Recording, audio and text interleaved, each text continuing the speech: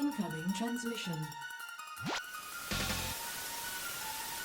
Welcome, young recruits, to the fourth rendition of the Global League Academy for OpenRA. My name is Basis. I'm going to be your host and general for today. And for those of you who have missed it, this is basically a series where I'm going to cast my own replays against pro players that have been played in the Global League. Now, the Global League has been a competitive event, an ongoing event, went on for like 12 weeks. I had 11 opponents, and each one of them was a fantastic player in their own right. And week 4, I was pitted up against Spy. Now you get, well, you know this is a good match because Spy used to be one of the best players. Unfortunately though, he has been out of the loop for quite a bit. So he's definitely not playing to his full strength there. But I'm going to give you a rundown of my basic strategies and what I'm doing and why I'm doing it, my decision making regardless. Now, let me... okay, today we're going to talk about one important concept, psychological pressure. This is something you always want to do in a strategy game. You always want to confuse your enemy. You want to put pressure on your enemy so that it makes, like push him into false decisions basically. You want him to make mistakes, make judgment errors, and that was exactly what I was going for with this build here. So he's scouting with a couple dogs early on, he likes doing that, but I am completely, I'm completely unfettered by this. I don't even care. Just have 2 rifles spread across to intercept any incoming dogs. All they can do is be annoying at best. Yeah. Always queue up a defensive structure as well, you never know, there might be a crazy all-in rush. And the reason why I'm playing in this style is because I know how Spy plays. And he loves going for tech, he loves going for Yak V2 combinations, he loves going... And he's really good with the micro. You'll see later on he gets a couple of fantastic Yak crashes and stuff like that. But I'm trying to simply outscale, out-macro him, and also go for a timing push. Now, what is a timing push? Or a power spike build? Now, what do I mean by that? You have everyone has his build orders and timings laid out for them. I try to be a bit more flexible. So here I'm going for a very spam-heavy style where I just mess up an army and bank on doing critical damage early on. Because, well, if you let Spy tech up, if you let him get his Iron Curtain, if you let him get his V2s and Yaks and stuff and whatnot, he is probably going to outtrade you. And I'm trying to prevent this here. I'm trying to inflict critical damage early on. Now this is kind of a gambit, because I will be behind in tech. I will be lacking the options to deal with V2s and Yaks later on, but I'm just banking on inflicting critical structural damage regardless. So you see me not go for any infantry early on. I'm just going for a hard econ build. Spy has went for double refinery, and meanwhile, I just went for War Factory first, and I'm pumping out howitzers left, right, and center. You can see I'm already up to 4, while he is still on 2. Now you can imagine that you can already imagine that he's gonna get outscaled with a build like this. That's exactly what's happening. And this is the only tech I ever need in this game. I need a service depot, and that's it. That's all she wrote. Spy's getting a couple good scouts in. I don't even care about scouting. I just want my eco up, I want it up and running, I want the hard cash, I want those sweet cash dollars, raking him in right there.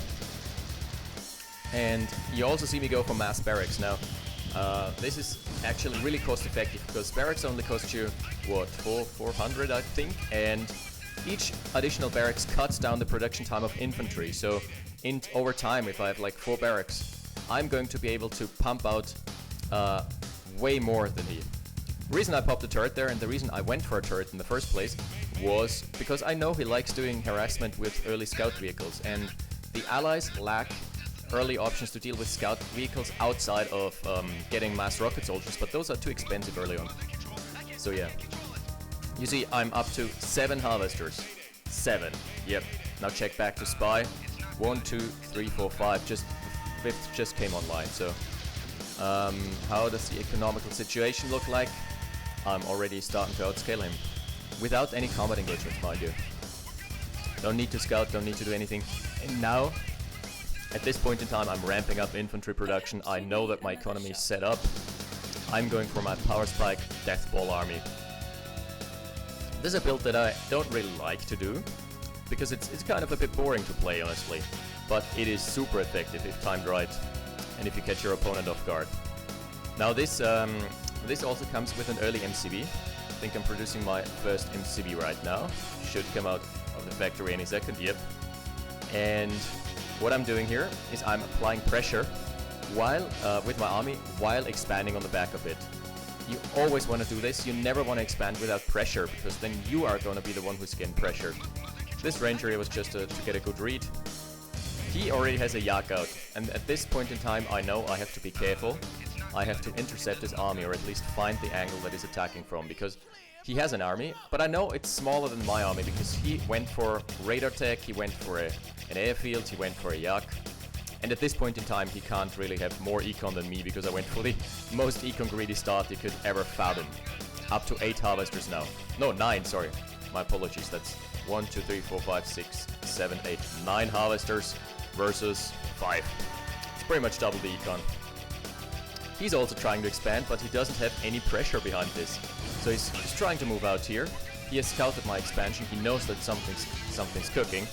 But at the same time, I have my power spike army, and 2 tanks are all I really need, because infantry does crazy DPS, and the tanks are basically just there as damage soaks. So what you see me do later on is split up my control groups. The rifle infantry is going to run in and try to tank fire and get his infantry down, while the rocket soldiers are the actual damage dealers versus infantry and versus armor, and they stay behind. He gets a yak. I get a yak down. That's already pretty big. Unfortunately, my mechanic got fried there. Yeah, but you see tactical control groups. These guys here are anti-infantry, and that's my anti-armor control group. That's something I don't see many players do, but it increases the effectiveness of your army by like twice. Now I've got so much veterancy that pretty much everything he does doesn't matter anymore. My guys are way tankier than him. I can take my anti-armor control group because I know that there's only infantry here. My anti-armor control group rips right through his ore trucks, and he already calls GG. The reason being was that he also got pushed out here. I finally went for a radar dome, which I didn't really need. Didn't matter. 5 ore trucks were on him, and I killed like what? I killed 3 or 4 at least. So that's an early power spike build, and this game was over incredibly quickly. The other games lasted for what? Like the other games in the Masters League series all lasted for 20, 30, 40 minutes, the longest clocking in at almost an hour. This was over in 7 minutes 14 seconds, simply because of that one power spike push. You see me having 4 barracks, you see me having a service depot, and you see me having 1 expansion. The rest all goes into an army. So I'm going to actually write down the build order and make a fancy graphic for you or something, and I'm going to put it into the commercial break that usually occurs between the 2 matches, because this was Spy's home match. He chose Warlord, and now it's time for my home match on Sidestep. See you in a second.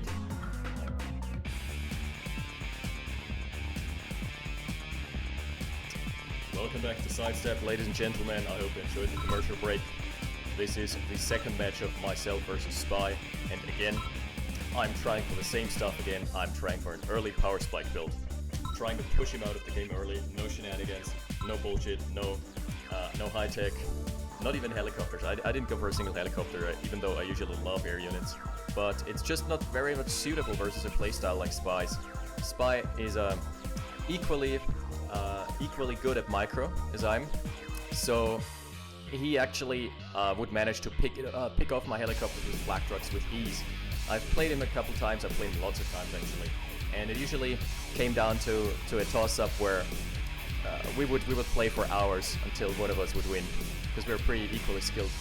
Even though, well, he's out of the loop here. So here he snuck a dog, and that was pretty genius. That was just a nanosecond too late.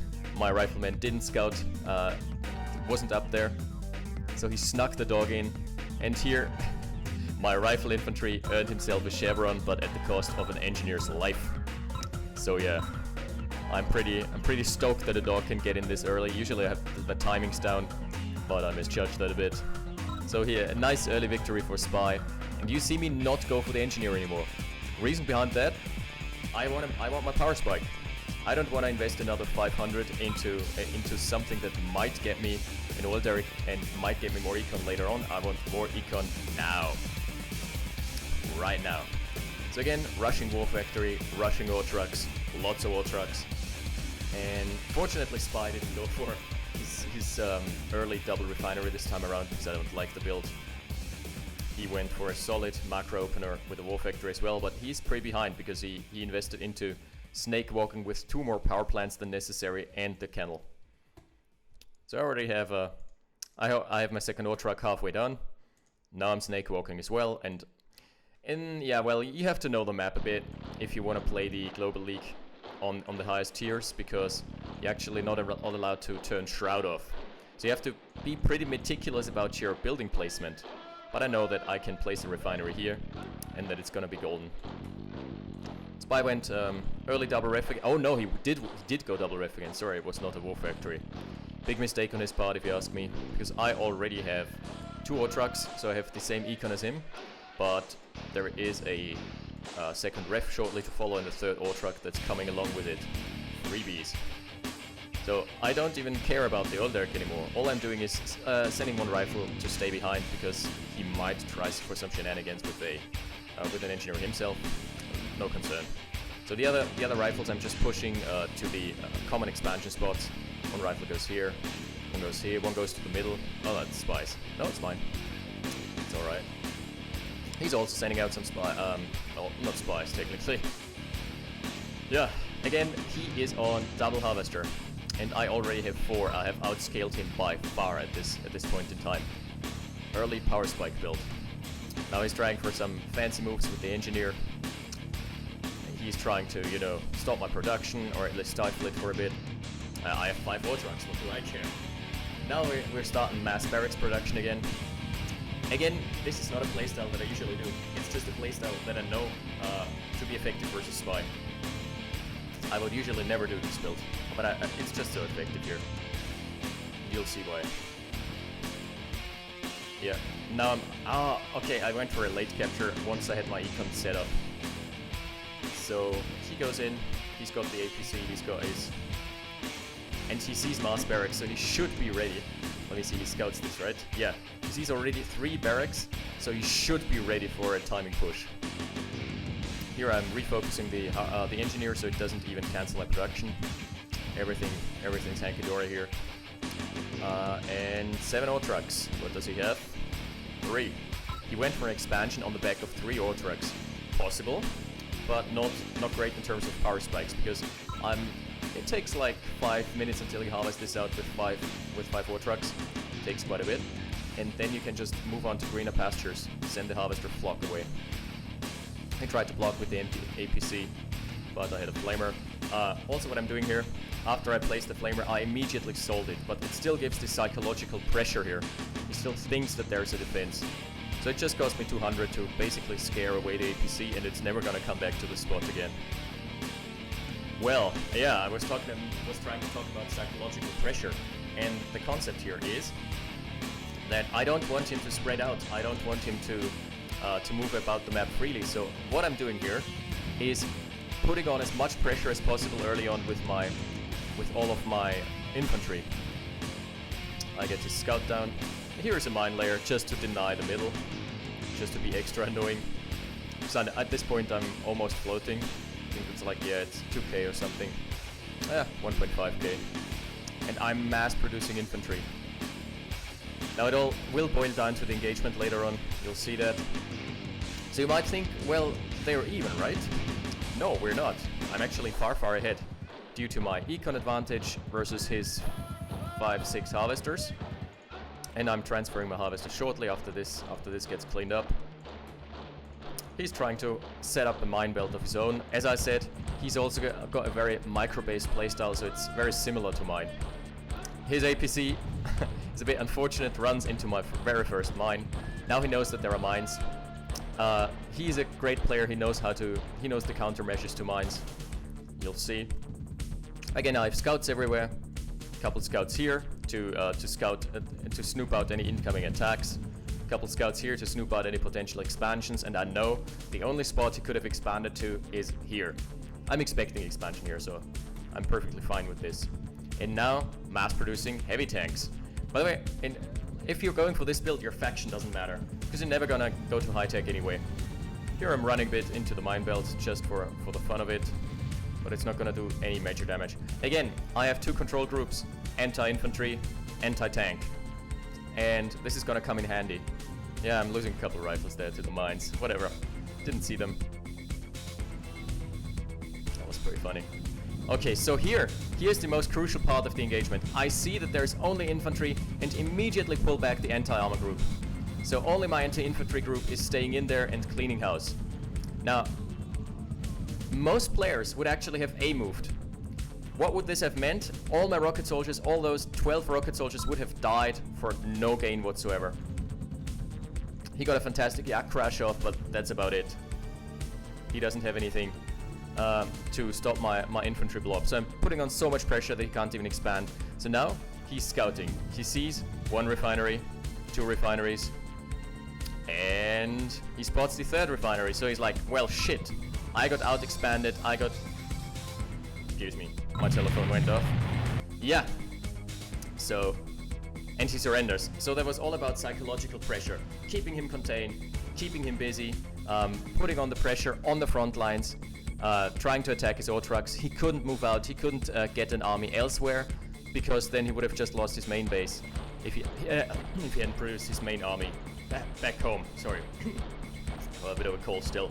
Well, yes, that's how you outscale someone. I went for V2s, but they never came into play again. Also would have gone for airfield and like 2 yaks for scouting rounds. Yeah, so that was how to apply early pressure, how to do a power spike build, and how to always make your opponent feel unsafe.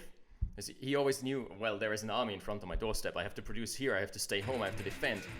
And that was what cost him the game, because I was free to move out, expand, and do all my stuff. Alright, guys, I hope you learned something from this. And yeah, looks like Spy got counter-spied. Thanks for watching, guys. Fly Bases out.